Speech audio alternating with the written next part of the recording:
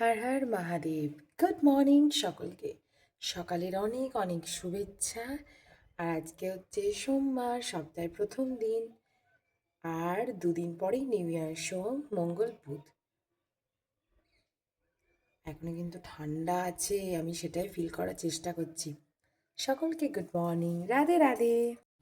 New year আসার আগে মনে করলাম একটু শপিং করে নিই ছোটোখাটো।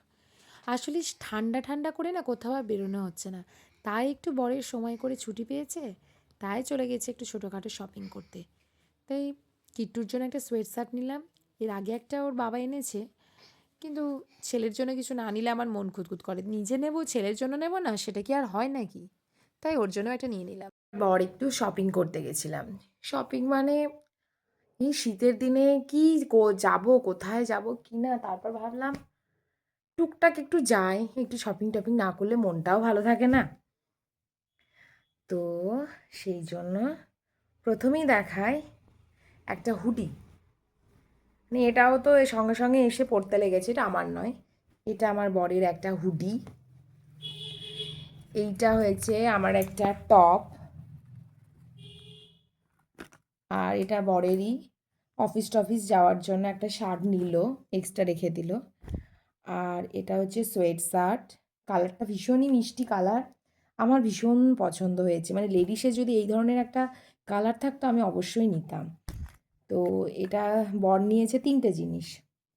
আর এটা হচ্ছে আমারও সোয়েট শার্ট, এটা একটু শর্ট ব্ল্যাকের মধ্যে। আর এইটা আমার রেডের মধ্যে হচ্ছে একটু ওর থেকে বড়, ব্ল্যাকের থেকে। এইটা আমার সোয়েট শার্ট। আর আমি একটা জিন্স নিয়েছি, অনেক দিন পর নিলাম। অনেক দিন পর মানে হ্যাঁ, 2 বছর পর নিলাম। মানে 5-6টা জিন্স জমা আছে, ভাবছি কিনবো না কিনবো না, এগুলোই পরি এগুলোই পরি। তারপর এইটা ট্রায়াল নিয়ে আর মানে ছাড়তেই মন হলো না, মনে হলো না নিয়েই নি। আরও নয় একটা অ্যাড হবে, 6-7টা হয়ে যাবে। তা আপাতত এখন একটাই নিয়েছি। আর হ্যাঁ, ছেলের জন্য একটা, ওরও একটা সোয়েট শার্ট নিয়েছি।